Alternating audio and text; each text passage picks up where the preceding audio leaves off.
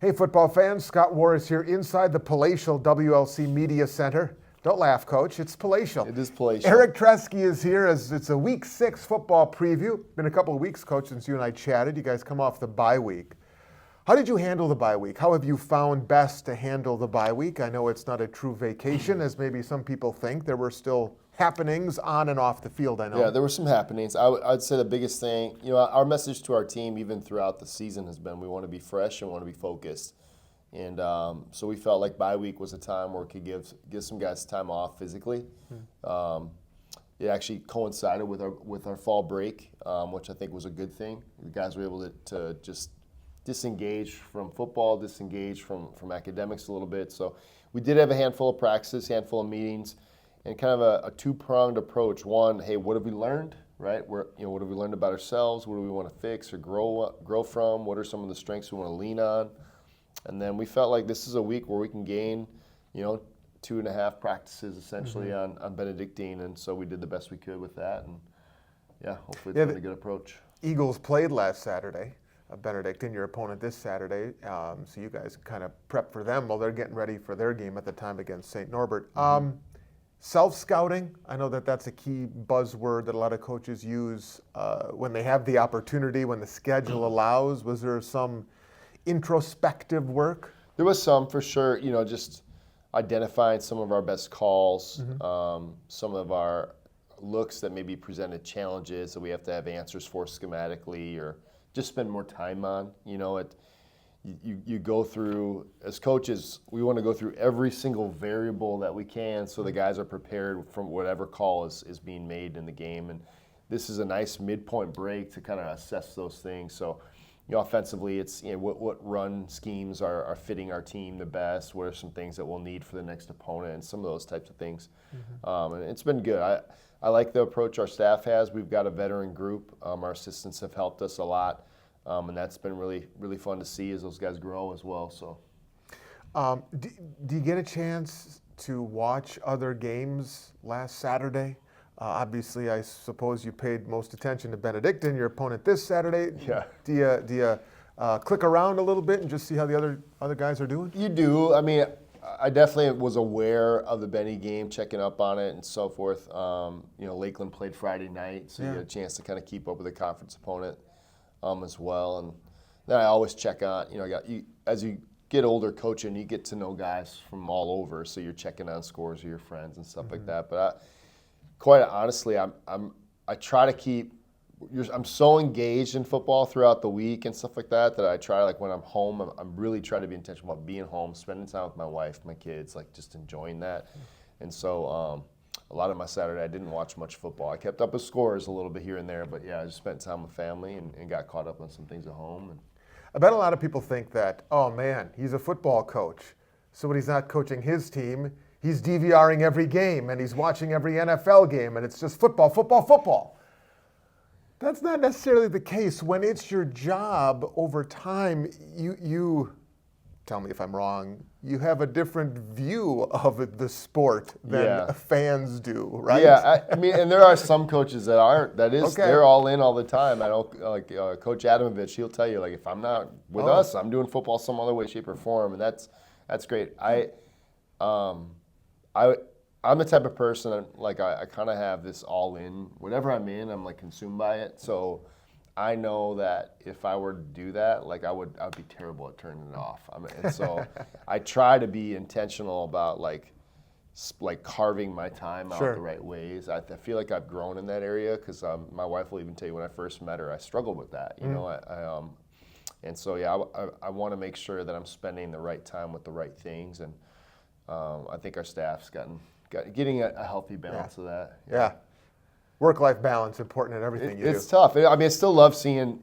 I'll check out highlights. I love seeing what other coordinators are doing. We'll pop the Packer game on and stuff like that. But okay, so that brings me another question pops into my mind. Can you watch a game and just watch a game, no. or No, that's over. That's gone. I cannot. When did that shift? Like, how early on, I assume in your coaching tenure, I assume when you played, you could still just watch and enjoy a game. Yeah. But I would say maybe by my second year as a GA. Okay. Yeah, it just, you couldn't look at the game the same way. Is that good or bad? It's, I don't know. I don't know. Because some of it is just enjoy it, man. It's Yes. fun. It's entertainment, but it's hard not to look at things schematically or just sometimes admire, play designs or decisions or things that players do. Yeah, so, I cannot look at it the same anymore. Will you steal stuff? Like, a game is on, maybe you're over at family, in-laws, whatever. Game is on in the background, you see it play, and you're grabbing a napkin, and you're going, all right, hang on, I got to remember that one. Not exactly like that, Okay. but there are times, so social media has definitely changed it. There's literally guys now that have devoted themselves to being these X and O, there's accounts that are dedicated to this is what was cool this weekend, and they Okay. show these different looks and stuff. So it definitely, I think, helps you see, the different types of options you have schematically, and then as a coach, the hardest part is okay, what is worth our time, or what fits who we are or what we're doing, because you can't just add if you're going to add, eventually you got to take something out, or yeah. But I definitely try to. I want to make sure I'm staying up and current. Man. Yeah. The football's always changing, and you want to make sure you're on point with it. So. Let's circle back here to the Warriors football element of things. Heading into the matchup with Benedictine. Midway point, just big picture, 30,000-foot view. Offensively, what do you like right now out of what you're seeing through half the season out of your unit? Taking care of the football. Yes. I think that's been a huge positive. I feel like the run game has taken steps forward. We still need to improve in that area, but I think we're ahead of where I anticipated being at the midway point. We had some really bright moments, obviously, with that. The two young backs have definitely been awesome.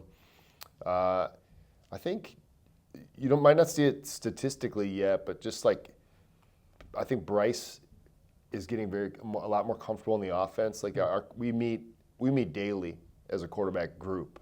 All those guys are amazing. They do a great job, and the feedback, the suggestions, he's more comfortable telling me I like that, or I think last year it was kind of he wanted to please and just whatever we needed to do, and now he's a little bit more comfortable saying oh, I could do that, but I don't see that, or I love this, and that helps me. I don't want to call something that a player is not comfortable with, and I know Coach Donald's the same way on defense. So and I'll say it because you're too selfless that you won't say it. It speaks to you, coach, as well, because there are plenty of my way or the highway coaches, and says I want this, I like this, and any pushback, and suddenly the coach is resentful of that. So that speaks to your coaching style, your mindset, that you're open to that dialogue. Yeah, no, I appreciate it.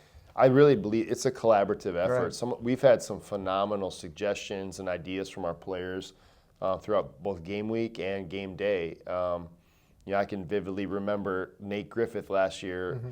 He knew our game plan in and out. He's in those QB meetings. He's not playing in the moment, but he's right there with us. And he comes up to me and he's like, "Hey, we're not hitting it this way. What if we tried it?" And it was another call we had, but he's like, "Let's tweak it. Let's go with that." So I love it. Let's go. Two plays later, we dial it up.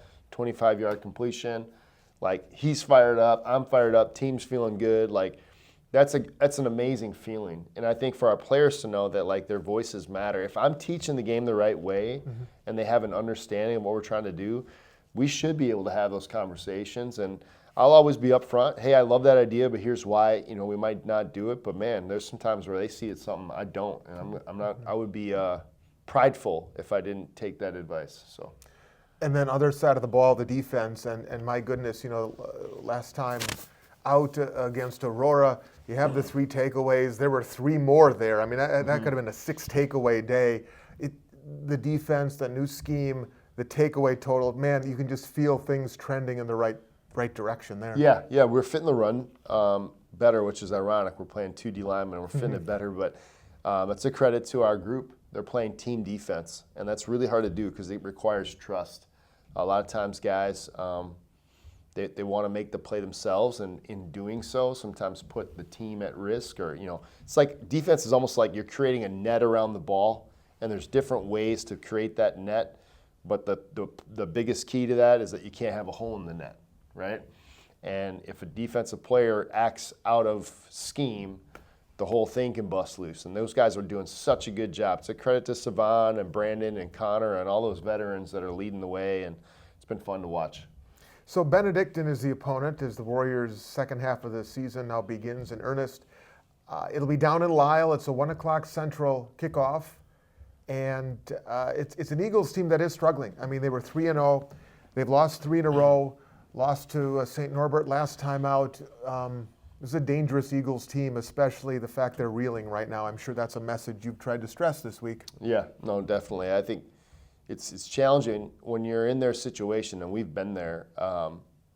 There's a temptation to switch gears pretty dramatically, which as an opponent is always kind of daunting because you're like, okay, we know they're capable. They're a very talented football team. They started 3-0 for a reason. We think a lot of their staff, and we think a lot of the guys that are on the field, and have had some tough, tight games and some turnovers a week ago. And so it's one of those things where like, well, how far will they deviate from who they've been on film, and will we make sure that our guys are ready for those changes? That's the big thing. Mm-hmm. Yeah, big matchup as the Warriors sit 2-1, of course, and the two teams immediately in front of you in the standings, St. Norbert and Lakeland. You already beat Lakeland, so you have the tiebreaker there, and they've played one more game, and you got St. Norbert coming up down the stretch. So things very much still in your control, Coach. All right, before we go, in the time-honored tradition of our weekly conversations, we play 5 questions. Don't overthink it, Coach. The first answer that comes to mind. Question number 1, your favorite flavor Girl Scout cookie? I don't need Girl Scout cookies. I don't know. Really? Yeah. You've never had any Girl Scout? I've had I couldn't name one off the top of my head. Yeah. Thin mint? Thin mint? Sure, thin mint. I've had a thin mint. Those are solid. Yeah. The peanut butter delights, is that what it is? There you go. Oh, man. Really? Yeah. I'm going to bring in some for you. Okay. Next time they go around. When is Girl Scouts cookie season? I don't even know. Number 2, if timed, how many words per minute do you think you could type? That I could type? Yeah, words per minute.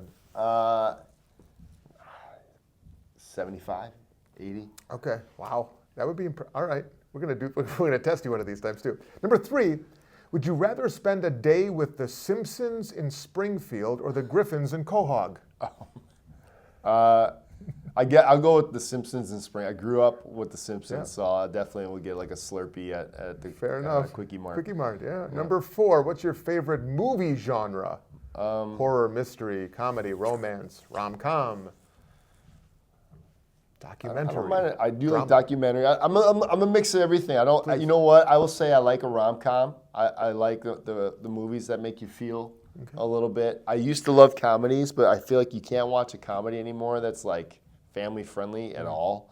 So yeah, I would say rom-com.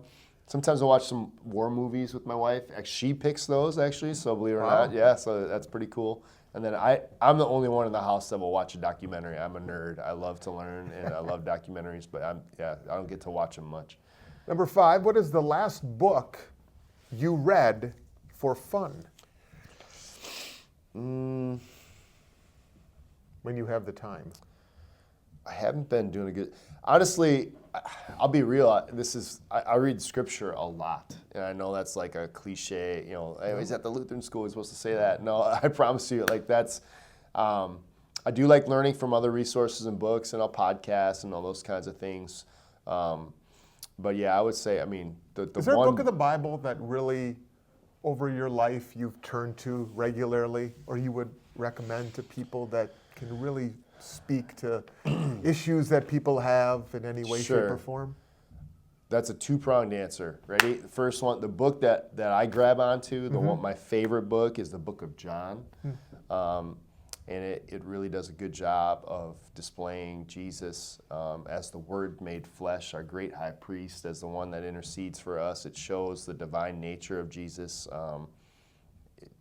It's amazing. But I would say what helped bring me to faith, T.J. Bodner, one of my teammates, we did a study in the book of Romans, and that was, for me, that was really helpful because it was a book that was talking about like how Paul's writing to the Romans and saying this is how you live your faith out, right? This is what it looks like to walk in faith, and he's not candid. I think a lot of times people are like, oh, everything's going to be smooth now that you have a relationship with Jesus, and it's like, no, you're going to go through hardships and troubles, but here's the confidence that you should have, and here's how you respond, and in doing so, others are going to come to know him too. So I would say if you're someone who's maybe getting familiar with Scripture, for me, Romans was really, really helpful. Excellent. Bonus question. And every time we do these 5 questions, our bonus question is tied to 25 years of Warriors football, the anniversary season that it is. Who is the best player you have ever been on a field with in your capacity as a Warrior, either as a coach or as a player? Maybe they were on the other sidelines. I mean, you know Sure. what? You know what? No. Let me take it outside of Warriors camp, from an opposing player. Okay. Who's the most talented player you've ever been on a field with across the way? Man, there's been some good ones. Most talented opposing player? Yeah, let's do that. Okay. I don't want to alienate any former No, Warrior teammates, you're so good. that's why let's and go there's with so the many. opponent. There's so many good ones. We've had a really good. Obviously Aurora's had some special Yeah. guys in recent years. Is there any one guy maybe especially in up the front. scheming and planning? Maybe when you were a coach. I mean, when you went maybe to the tournament with Lakeland. The a couple years? kid that I admired Yeah. the most, like I could think of, we've had some really good backs, like Reasonover from Eureka was so special. The back from Concordia, Chicago was crazy good. I mean, there's been some really special players, but I was really impressed with Gavin Zimmerman, the quarterback out of Aurora. Okay. And the reason is there's been some other quarterbacks I think that have had a better, like Jarnigan from Benedictine a couple years ago. He had an amazing arm, could do some things, but the way in which I saw Gavin execute is awesome. You could literally see the timing of his read from like read 1, read 2, read 3, scramble. Like right away, like you could tell he put a lot of work into his game, and it translated on the field. And obviously they had a lot. He's a part of the group that turned Aurora around, and it was really impressive. So yeah, I would say he's been the most impressive player that I've coached against. Interesting. Sometimes I think it's good to step back and just appreciate the talent that sometimes is on the other side of the field, No right? doubt, I mean, no yes, doubt. of course you want to beat them if that's the capacity in which you're in. Yeah. But sometimes you just tip your cap and go, it was a pleasure to be on the field with you that Without day. a doubt, without a doubt. There's so many guys you respect, and you see the work they put in, Yeah, and the growth yeah. they've had as players. Yeah, it's fun to see. All right. Warriors back in action Saturday afternoon, 1 o'clock kickoff down in Lisle, Illinois against the Eagles of Benedictine, looking to go 3-1 in the league. Best of skill, Coach. Thank you. Thanks for watching.